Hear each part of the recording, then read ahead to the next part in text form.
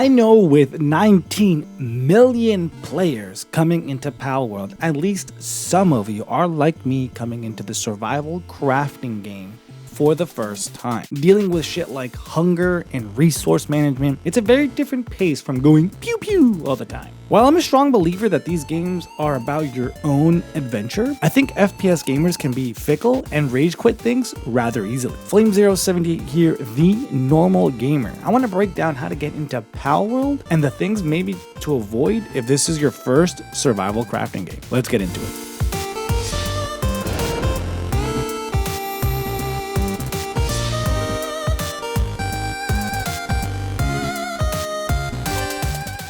If you just want quick things, I recommend subscribing because at this point I have a ton of quick tips that you can take advantage of and just dive into palworld. So I encourage you to do that, especially if you're already someone into the game. But some quick things off the bat. The pal box is the center of your base, which you need to leave room so your pals can spawn. Don't make the same mistake I did. It caused all sorts of problems and issues with my first base. You must find your own pace of switching between gathering, building, and crafting resources, and the main game loop, which is exploring and capturing pals. The main loop is tied to how well you can build up your resources. Things like pal spheres, arrows, and eventually gun ammo take time to build up. And if you really want to spend time wandering around, you got to put the time in. I know it can be frustrating to feel like you need to stop just because you need to craft things, and it is not indicative of bad game design like some FPS gamers have said online. That is literally the point of the game genre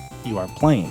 That being said, with the starting tutorial missions and just getting lost in the main game loop, you can, within your first 2 to 5 hours of playing, get to the point where you maybe have your first flying mount, unlock your second base, and have captured a ton of different pal companions. So it can seem that the pace is rather quick and you'll level up really fast. But I want you to know that the game comes to a pretty stark slowdown around level 30, as mid-level pals consume a lot more spheres, especially if you are unprepared. But more so, the gear needed for you to comfortably take on level 20 pals and explore these higher level areas, they need particular resources which take time to gather. So that's why I said you gotta be comfortable with your own pace of switching between the two type of dynamics in this game. Oh, and lastly, don't try to take on the first boss when the tutorial brings it up. You're kind of woefully not ready for that by any means. So let that linger until you're at least mid-20s or even level 30. I see no real reason to rush to do that anyways. So with that out the way, let's dive into more of my experience and give you more in-depth information. However, at this point, this right here, these are the key things any new person needs to understand right away, especially if you're an FPS gamer like me. And like I said, I think these games are about your own adventure. So from this point on, this is my subjective take on what to focus on, and there is no right or wrong way to go about it.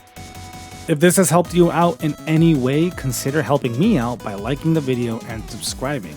I have a mining and a more detailed base guide coming out real soon, and I release daily tips in short form. I would very much appreciate that. But now let's dive into some of the specifics on what to focus on.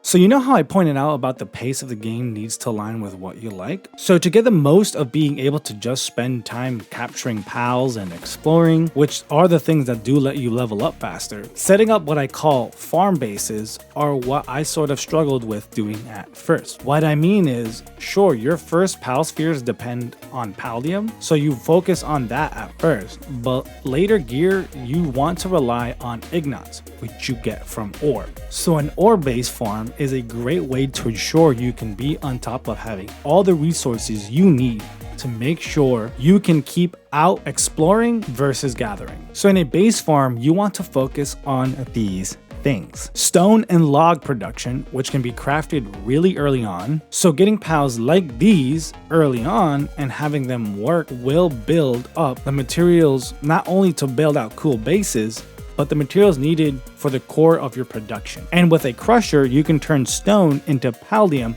which becomes essential for spheres and anything pal production related. Make a base around ore nodes.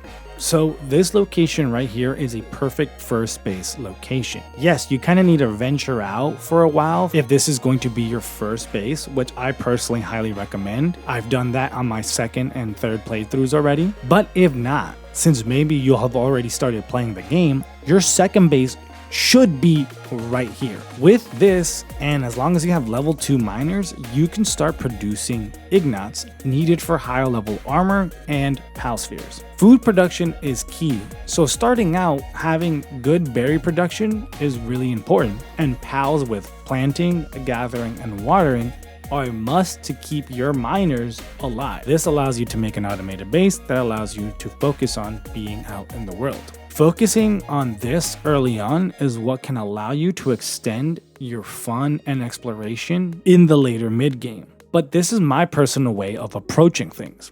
If you have made it this far, man, thank you so much. I have a more detailed base farm and mining guide coming later. And again, I release daily shorts with tips that can be very useful and allow you to just keep on playing instead of just waiting for these longer format videos to come out. So again, if you found this useful, please consider liking this video and subscribing, as I want more FPS gamers to find the fun in survival games like palworld. My name is Flame078, the normal gamer. I'll see you real soon. Adios.